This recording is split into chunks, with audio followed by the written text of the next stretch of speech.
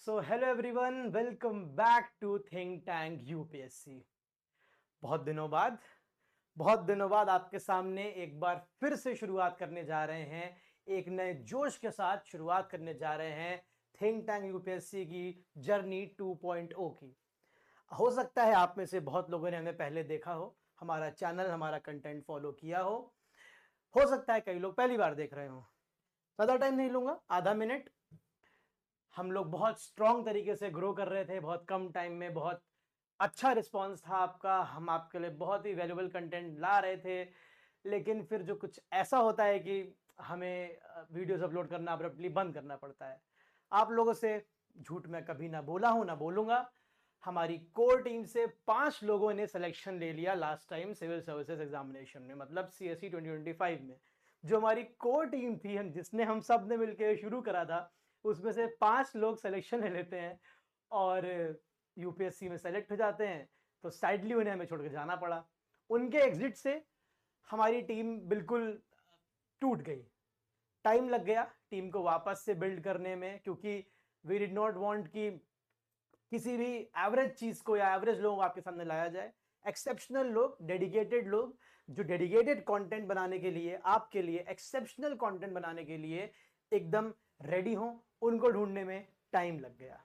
पर अब think tank UPSC वापस आ चुका है, उसी झील के साथ, बेटर एनर्जी के साथ, बेटर फोकस के साथ और एक ग्रेटर पर्पस के साथ।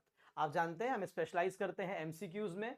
हम एक ही फंडा बोलते हैं, पढ़ कहीं से भी लो, प्रैक्टिस करना है तो थिंक टैंक यूपीएससी पे आना है। हमारे यहाँ प्लेलिस्ट में जाके देख सकते हैं, हमने आपको पॉलिटी की पूरी Laxmikanth MCQ wise, chapter wise, each chapter के सेल्फ क्यूरेटेड एमसीक्यूज, इजी से इजी, हार्ड से हार्ड, सब करा रखे हैं।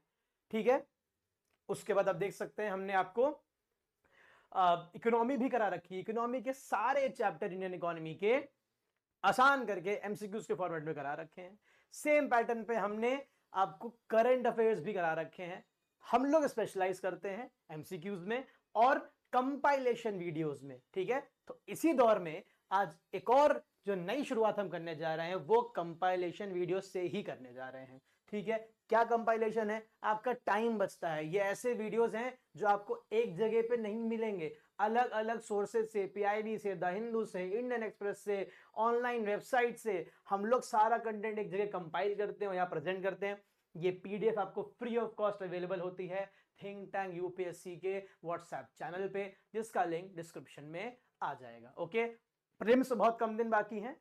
ठीक है, टाइम वेस्ट नहीं करना है, फटाफट चलते हैं यहाँ पे ऐसे और भी कंपाइलेशन वीडियोस। अगला वीडियो जो प्लान है वो है प्लेसेस इन न्यूज। ठीक है, 2-3 क्वेश्चन आपको हमेशा देखने को मिलते हैं। ठीक है, 2 क्वेश्चन आते ही आते हैं। एक क्वेश्चन कभी डायरेक्टली पूछ लेता है, कभी आपको पॉइंट वाइज पूछता है। ठीक है, ऑल रिपोर्ट्स एंड इंडाइसेस, जो आज का टॉपिक है, रिपोर्ट से, इंडेक्स से क्वेश्चन पूछता है। क्या क्या पूछता है? इंडिया की रैंक पूछता है, किसने पब्लिश करा है पूछता है, कौन फर्स्ट था, कौन सेकंड था, कोई यूनिक फीचर है, कोई यूनिक फाइंडिंग्स है, इंपॉर्टेंट फाइंडिंग्स है, सब मैंने एक जगह कंपाइल कर दिया है, आपको बस ध्यान देना है। ठीक है, तो चलिए ज्यादा से ज्यादा शेयर करिए, ज्यादा से ज्यादा लाइक करिए, कमेंट करिए, हमसे कनेक्ट करिए। ओके, अपनी डिमांड्स बताइए, हम उसको केटर करने की पूरी कोशिश करेंगे। ओके, चलिए, तो पहला जो आज का टॉपिक है वो है ग्लोबल इनोवेशन इंडेक्स।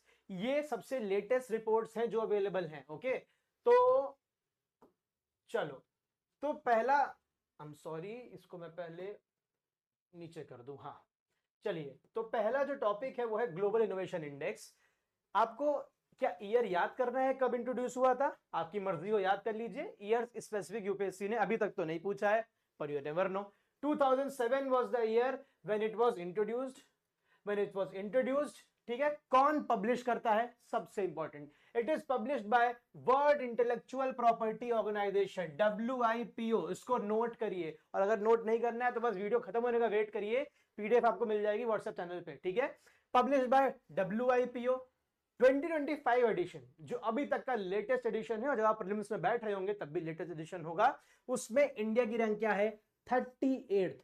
सिर्फ रैंक नहीं याद करनी है। ठीक है, सिर्फ रैंक नहीं याद करनी है। यूपीएससी क्या करता है? यूपीएससी आपको स्टेटमेंट बनाता है कि India has improved it's rank from 20 to 38। और India has improved it's rank to vice versa 70 to 38, आपको लास्ट ईयर से कंफ्यूज करेगा। तो आपको पिछले दो रिपोर्ट्स जो हैं उनसे याद रखना है कि इंडिया की रैंक क्या थी। 2020 में इंडिया की रैंक थी 48th, 2015 में इंडिया की रैंक थी 81st। ओके, याद रखनी है इंपॉर्टेंट चीजें। ओके, नाउ सेकंड, अगर हम इस रिपोर्ट में covered lower middle income economies की बात करें और साउथ एशियन और सेंट्रल एशियन कंट्रीज की बात करें, सो उसमें इंडिया की रैंक क्या है बेटा? फर्स्ट रैंक है। It is misbehaving for some reason, I don't know. ठीक है, इसमें इंडिया की रैंक क्या है? फर्स्ट है। Okay, give me a second. Okay, now it's okay. So इसमें इंडिया की रैंक क्या है? फर्स्ट। ठीक है, अब आपको टॉप 5 भी याद रखने हैं। टॉप 5 नहीं तो टॉप 3 तो एटलीस्ट याद रखने ही रखने। ठीक है, टॉप 5 इकोनॉमीज कौन सी हैं? Switzerland is at number 1, Sweden second, USA third, South Korea fourth, Singapore fifth. एक बहुत इंपॉर्टेंट अपडेट है, ये स्टेटमेंट आपको मिल सकता है, नो सरप्राइजेस। चाइना पहली बार टॉप 10 में फीचर कर रहा है ग्लोबल इनोवेशन इंडेक्स 2025 रिपोर्ट में। क्या पोजीशन चाइना की है? चाइना की है 10th position. Okay, it is the first time that China is featured in top 10 countries of global innovation index. Okay, now some important findings जो आपको help करेंगी वो क्या है? पहली है कि अगर हम इस रिपोर्ट्स की स्टैटिस्टिक्स में जाएं तो रिपोर्ट R&D के बारे में बताती है, रिसर्च एंड डेवलपमेंट। एक जो इंपॉर्टेंट, देखो रिपोर्ट बहुत बड़ी है, हर पॉइंट में नहीं लाया हूं आपके लिए, जो इंपॉर्टेंट है वही है यहाँ पे। India accounts only for 0.65% of its GDP in R&D। मतलब इंडिया सिर्फ और सिर्फ अपनी टोटल जीडीपी का 0.65% ही कहां इन्वेस्ट करती है? रिसर्च एंड डेवलपमेंट में। When we compare it to other leading economies of the world, तो हमें दिखाई पड़ता है जो हमारे मेजर कॉम्पिटिटर्स हैं डेवलपिंग कंट्रीज में, जिसमें सबसे important Brazil, it invests 1.15% of its GDP in research and development. China invests 2.43, way more than India.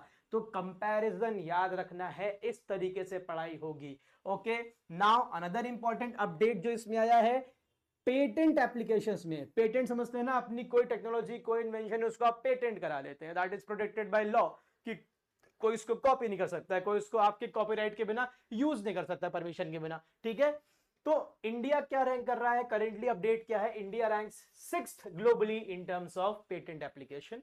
And the last major update is India has recently crossed the mark of 100 unicorns. It has the third largest startup ecosystem, not startup, I should say unicorn ecosystem, ठीक है, in the world. ठीक, third पे आता है इन terms of unicorn. ये था global innovation index. समझ रहे हैं आप किस तरीके से पढ़ाई होने वाली है यहाँ पे? बिल्कुल।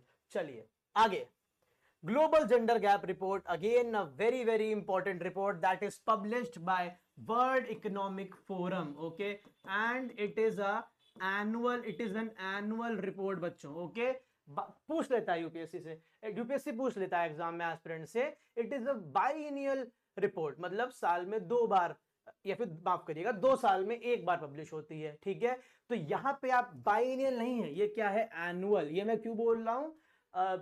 2022 या 23 का एक क्वेश्चन था प्रीलिम्स का, उसमें यूपीएससी ने फंसाया था, कमेंट में बताना कौन था। ओके, ठीक है, सो इंडिया की रैंक क्या है? Out of 148 countries India is doing poor. India is doing poor because India is at the 131st rank. Okay, then पहले रैंक क्या थी इंडिया की? पता होना चाहिए। ठीक है, 2024 जो लास्ट डेटा अवेलेबल था उसमें क्या थी इंडिया की रैंक? 129, और अभी क्या हो गई है? 131। मतलब we have dropped, there is a decline. Okay okay, be very cautious about this. क्या होता है ग्लोबल जेंडर गैप इंडेक्स और कौन से की? जैसे आपने एचडीआई पढ़ा है ना, एचडीआई कुछ डायमेंशंस पे, कुछ पैरामीटर्स पे कंट्रीज को असेस करता है, ऐसे ही ग्लोबल जेंडर गैप क्या है? किस पैरामीटर्स पे एक्सेस होता है, असेस होता है? पहला पैरामीटर है economic participation and opportunity across both the genders, educational attainment across both the genders, health and survival of both the genders, and political empowerment of both the genders. Okay, if you get the score of 1, there is complete gender parity in your country. Okay, and if you get a score of 0, there is complete inequality. Okay, so जो top 5 countries हैं वो कौन सी हैं?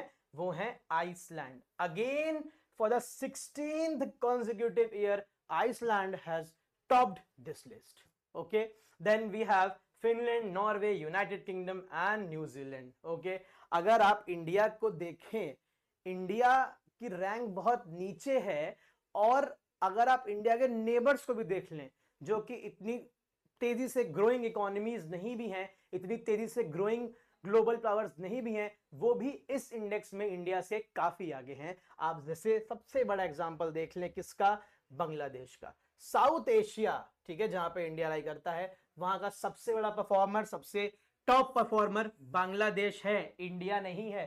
Question में दे देगा statement में, India is south Asia top performer with a rank of 131. Rank of 131 तो सही है, लेकिन साउथ एशियन रीजन में India is not the top performer. Top performer is Bangladesh. और आपको जान के हैरानी होगी कि पिछली बार के मुकाबले बांग्लादेश ने इस बार अपनी रैंक कितने प्लेसेस? 75 प्लेसेस इंक्रीज करी है या अपग्रेड करी है. और अभी क्या है rank? It is 24th. Bangladesh is ranking 24. ठीक है, कितना? 24. Okay okay. Pakistan is the lowest ranked country in terms of global gender gap. It is 148th. Bhutan is again better than India. Nepal is again better than India, and Sri Lanka is right above India at 130. Okay, understood. क्या क्या takeaways हैं आपके यहाँ पे? आपके takeaways हैं, give me a second. आपके takeaways हैं कि इंडिया की रैंक क्या है. इंडिया ने लास्ट ईयर से इंप्रूव करा है कि डिक्लाइन करा है? इंडिया ने इंप्रूव नहीं करा. India has gone down from 129 to 131. South Asia में टॉप परफॉर्मर इंडिया नहीं है, it is Bangladesh. It is at the rank of 24 and Bangladesh has significantly improved this position. ठीक है, कितना? 75 प्लेसेस का जंप लेकर आया है. कैलकुलेट कर लो लास्ट ईयर कितनी रैंक होगी, कमेंट सेक्शन में बता देना. ओके, देन भूटान भी बेटर है इंडिया से, नेपाल भी बेटर इंडिया से, एंड श्रीलंका बेटर इंडिया से है. मान लो क्वेश्चन बन गया, all the neighbouring nations of India are ranked better than India in the global gender gap index या global gender gap report 2025. The statement is wrong because Pakistan ranks below India 148. Okay, ठीक है, ये था आपका global gender gap report. Now another important development that is global multi-dimensional poverty index. Now what is multi-dimensional poverty?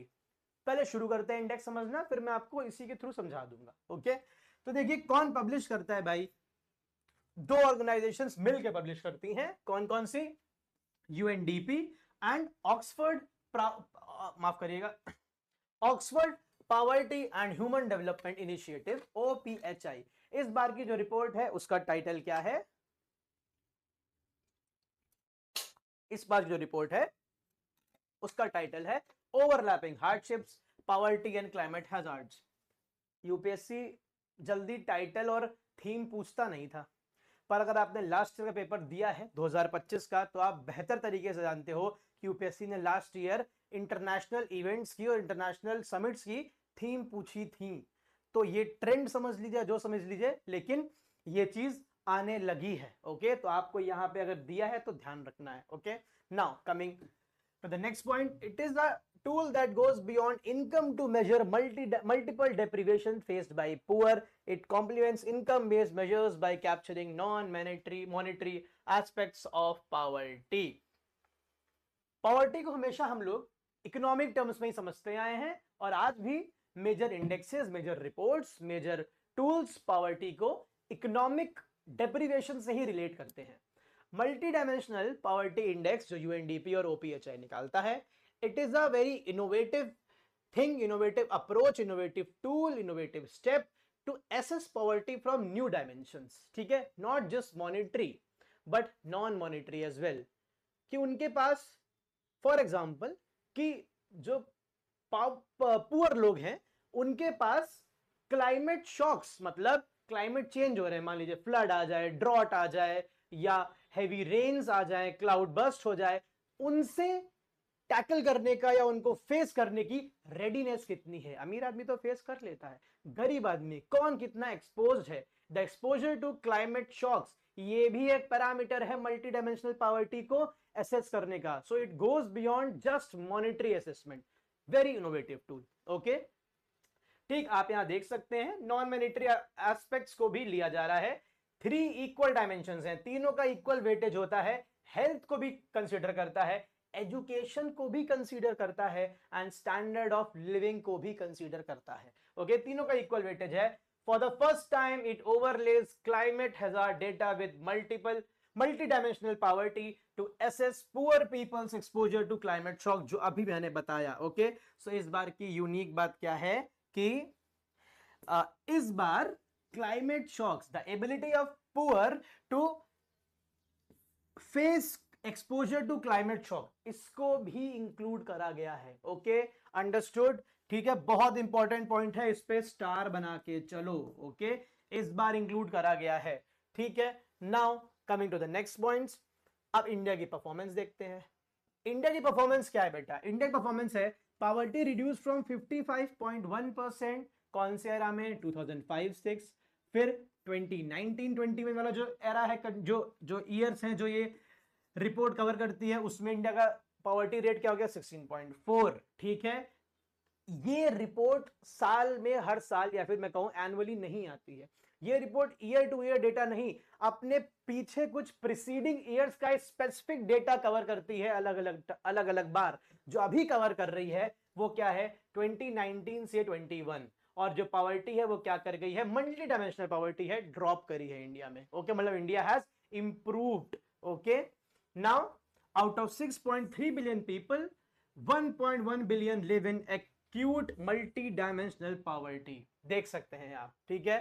About 2/3 of the world's poor live in middle income countries like India, Brazil, okay, South Africa, okay, जो ये आप 18.3% या फिर 1.1 billion acute multidimensional poverty में लोग देख रहे हैं।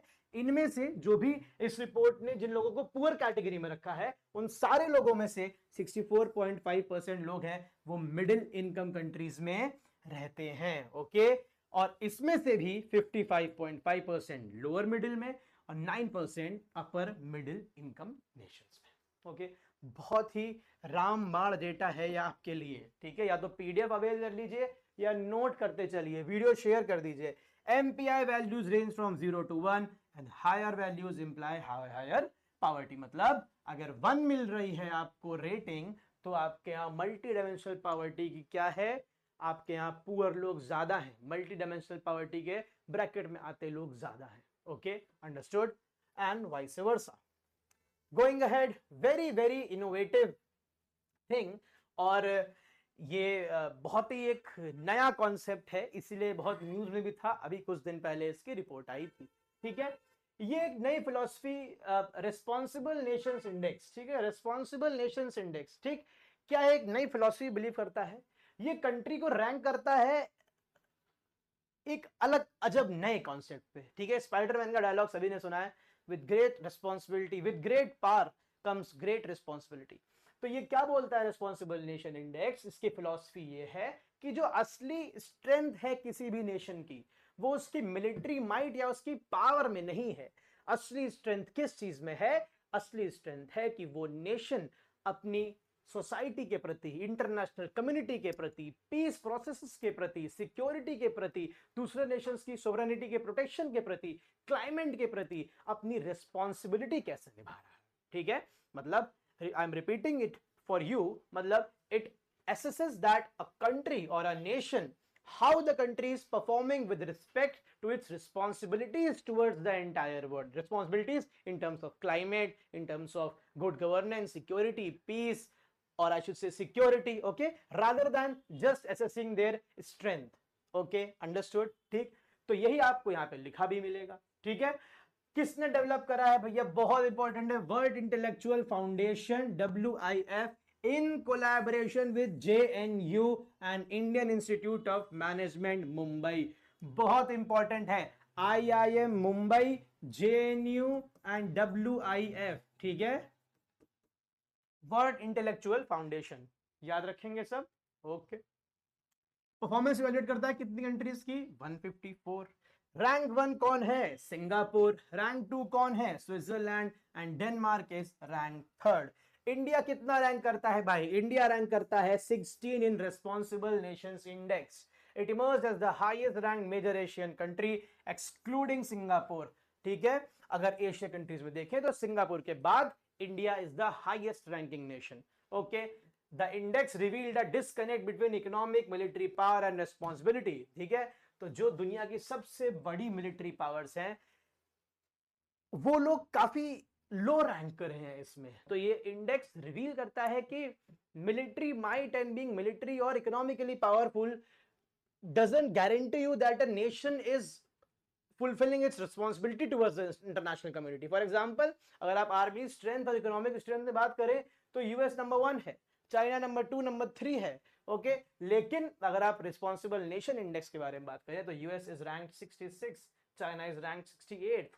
ओके, तो economic size doesn't mean that a country is purely giving it back to the community, to the international community. Okay, understood? ठीक, now again very important data coming to you, that is corruption perception index। भाई corruption perception index बहुत news में था, बहुत ज्यादा news में था, ठीक है, इसको ध्यान से पढ़िएगा। ठीक, इंडिया की रैंक इंप्रूव कर गई है भाई 96 से 91, ठीक है, आउट ऑफ 182 कंट्रीज। ठीक, स्कोर कितना है 39। अगेन इंपॉर्टेंट डेटा, इंडिया की रैंक इंप्रूव करी है तो आपको याद रखना है, ठीक है। अच्छा, कौन रिलीज करता है, बहुत इंपॉर्टेंट है, ट्रांसपेरेंसी इंटरनेशनल। ट्रांसपेरेंसी इंटरनेशनल इसको रिलीज करती है, ये आपको याद रखना है, ठीक है। इस इंडेक्स के साथ एक खराबी है कि प्राइवेट सेक्टर करप्शन को क्या नहीं करता है, अकाउंट में नहीं लेता है, ठीक है, just takes into account public sector corruption. Okay, understood, याद रखना है, ये आपको यूपीएससी स्टूडेंट में फंसा देगा, ठीक है। आपको लगेगा ये एक्सट्रीम स्टेटमेंट है, ये गलत होगा, नहीं, it is right, it only takes into account the public sector corruption, ठीक है। Countries are scored on a scale of 0 highly corrupt, 100 very clean. कौन है भैया, डेनमार्क है। हमेशा करप्शन के मामले में Denmark is always ranked very clean, ठीक है। वो स्टोरी सबने सुनी थी ना, बहुत वायरल हुई थी बीच में सोशल मीडिया पे, कि एक पब्लिक ऑफिस में एक महिला थी, उनको कोई काम कराने गया अपना गवर्नमेंट ऑफिस में, तो उन्होंने काम उनका एक्सपीडिएट तरीके से कर दिया, स्पीडी तरीके से कर दिया, और वो बंदे ने खुश होके आउट ऑफ जेस्चर एक चॉकलेट और एक बुके उस महिला को गिफ्ट करा। It was a very old man, ठीक है। शर्म से कह लो या फिर लिहाज से कह लो, या कह लो सामने वाले का मन रखने के लिए, उस महिला ने बहुत इंसिस्ट करने पे उसको रख भी लिया, ठीक है। लेकिन जब शाम तक ऑफिस खत्म हुआ तब तक उस लेडी को वो गिल्ट बर्दाश्त नहीं हुआ, उसको इतना बर्डन लगा उस बुके, उस चॉकलेट का, कि वो उस आदमी का घर ढूंढ के, एड्रेस ढूंढ के उसको वापस करके आई, तब जाके उसको रात में नींद आई। तो ये लेवल है करप्शन का डेनमार्क में, कि इवन जेस्चर में दिया हुआ कुछ आप एक्सेप्ट नहीं करते हो when you are sitting in a public office. और यहाँ क्या है ये तो I don't need to tell you. Okay, now ठीक है, Denmark ranked first for the 8th consecutive year. Okay, countries with conflict and weak government dominate bottom ranks, which is obvious। countries जहां conflict रहेंगी, weak government रहेंगी, वहां corruption ज्यादा होने की chances रहेंगी। अपने neighbors कई सारे हैं, आपको दिखेगा। अभी श्रीलंका में भी आपने देखा, गवर्नमेंट वीक रही, गवर्नमेंट टॉपल रही, श्रीलंका बीच में बॉटम रैंक कर रहा है, ठीक है। अफ्रीकन नेशंस जहां पे आए दिन कूप होते रहते हैं, डेमोक्रेटिक गवर्नमेंट नहीं है या वीक है, आपको सोमालिया और साउथ सुडान का स्कोर 9 मिलेगा। ओके, ठीक है। अच्छा, फिर से वही बात जो मैंने बताई थी, what CPI does not cover. ठीक, मनी लॉन्ड्रिंग कवर नहीं करता है, प्लीज इसको नोट करो, ध्यान दो। मनी लॉन्ड्रिंग कवर नहीं करता है, प्राइवेट सेक्टर करप्शन कवर नहीं करता है, informal economy and markets cover नहीं करता है। मतलब इनफॉर्मल इकोनॉमी में जो करप्शन हो रहा है वो आप नहीं लगा सकते हो पता, इट इज हाईली डिफिकल्ट। तो करप्शन परसेप्शन इंडेक्स भी उसे कवर नहीं करता है। Moreover it does not takes into account citizens direct experience where of corruption. ठीक है, ओके, डन। ठीक, अब आता है प्रिजन्स इन इंडिया रिपोर्ट 2025।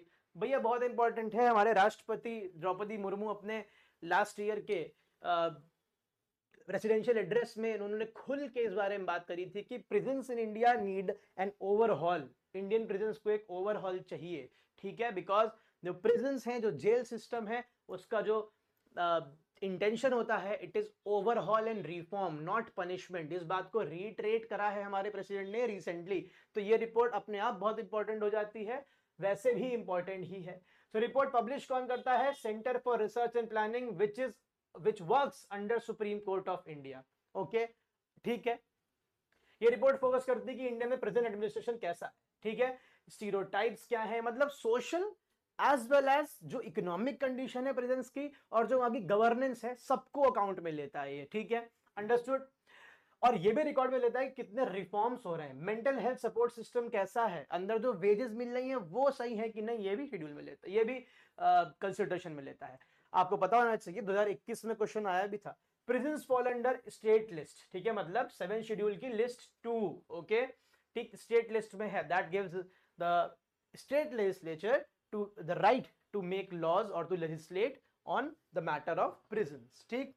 फिर उसके बाद India follows the United Nations standard minimum rules for the treatment of prisoners, also famously known as Nelson Mandela rules, which emphasize humanization of prison institution. That is why Indian philosophy believes that prisons are meant for reforms, not for punishment. इस statement को बेटा याद कर लो, अगर आ जाए तो 100 लोगों से सब्सक्राइब करवाना थिंक टैंक यूपीएससी, ठीक है, ओके, चलो, किडिंग।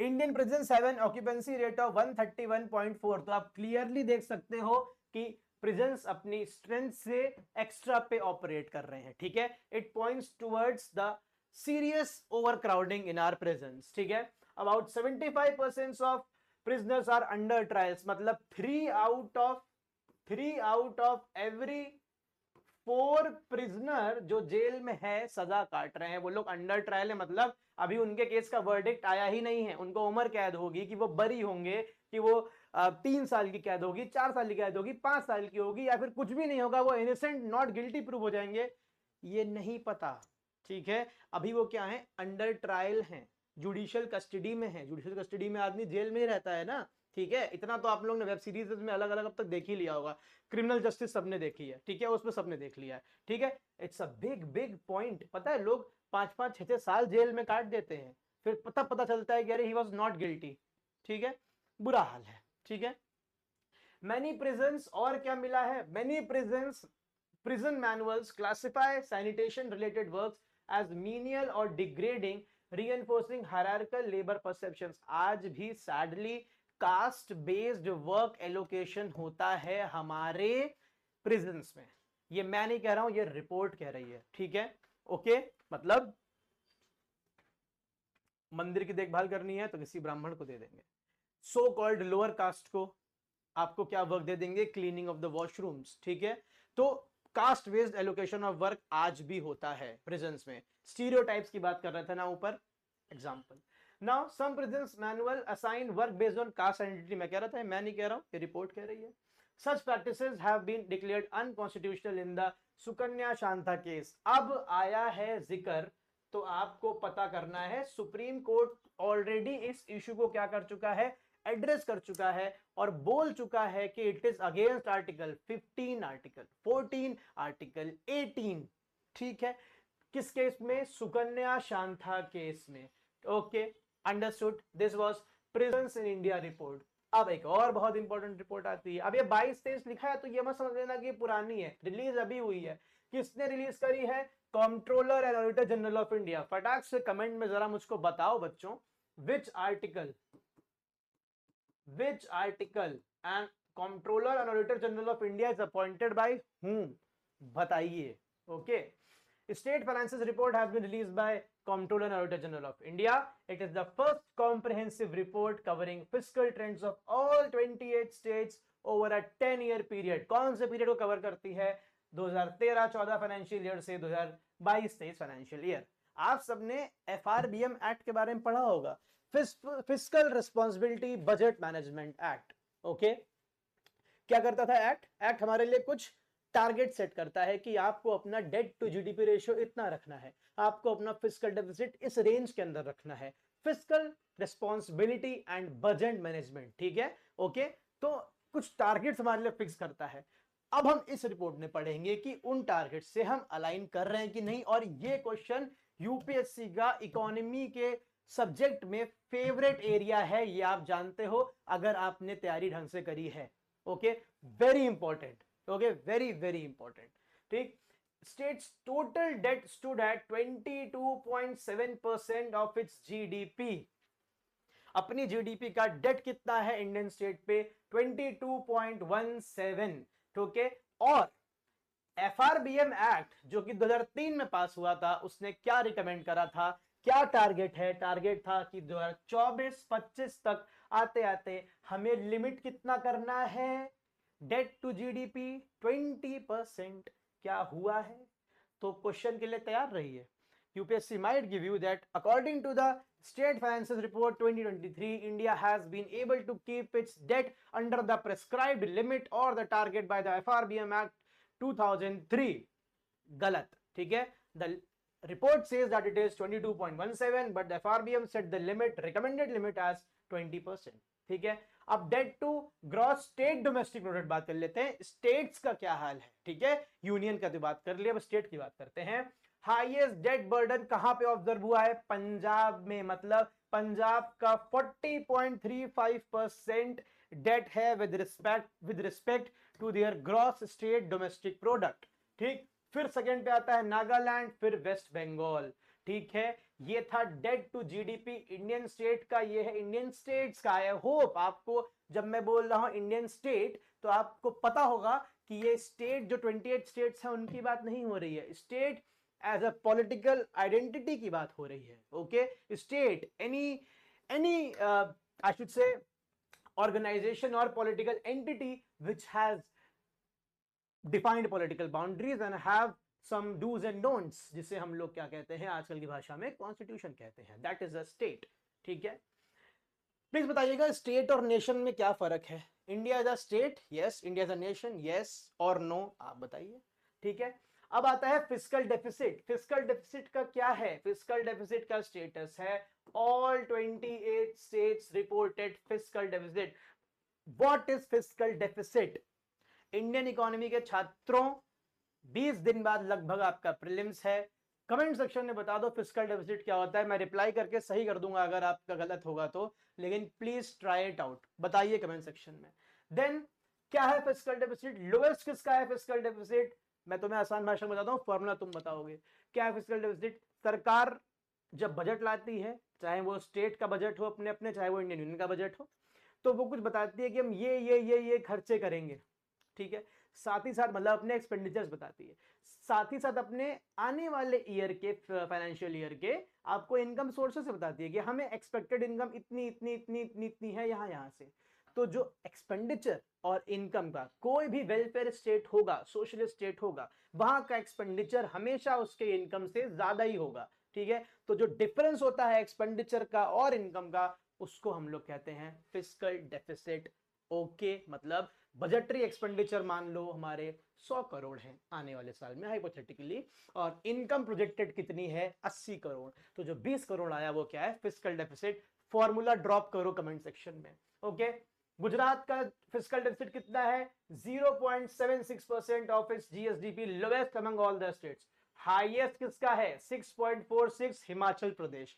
एफआरबीएम बेंचमार्क क्या कहता है? एफआरबीएम एक्ट क्या कहता है कि states should maintain fiscal deficit at 3.5% of its GSDP. मतलब Himachal is way well above the recommended limit or the benchmark by the FRBM Act. Okay, this was States Finance Report 2022-23. Now we reach the second last report, that is Crime in India Report 2023. Crime का नाम सुनते ही आप logical guess लगा सकते हो कि भाई इसको कौन पब्लिश करता है। इसको पब्लिश करता है national crime records bureau, NCRB. ठीक है, 2023 report is the latest report जो कि अभी सबमिट हुई है, अभी सबमिट कह रहा हूं, अभी रिलीज हुई है। ठीक है, क्या बताती है? Cognizable crimes. कॉग्निजिबल और नॉन कॉग्निजिबल दो क्राइम होते हैं। क्या होता है कॉग्निजिबल और नॉन कॉग्निजिबल? कॉग्निजिबल क्राइम वो होते हैं जो कि सीरियस क्राइम होते हैं, जिनमें वारंट के बिना ही अरेस्ट पॉसिबल होता है, और नॉन कॉग्निजिबल थोड़े लेस सीरियस क्राइम होते हैं जिनमें अरेस्ट आप वारंट के बिना नहीं कर सकते हो। ओके, तो कॉग्निजेबल क्राइम्स का जो रेट है वो हमारी कंट्री में इंक्रीज हुआ है कितना, 2022 के लेवल से अगर हम लोग कंपेयर करें जो उस पर रिपोर्ट में था, 2023 की रिपोर्ट में कॉग्निजेबल क्राइम्स का रेट 7.2% से क्या गया है, अब गया है। ठीक है, अगर हम इसको ब्रेक डाउन करें तो one crime is occurring every 5 seconds in India. मतलब वीडियो जब से चल रहा है तब से कितने क्राइम हो गए होंगे, अगर हम गिनने जाएंगे तब तक 10-20 और हो गए होंगे। ओके, ठीक है।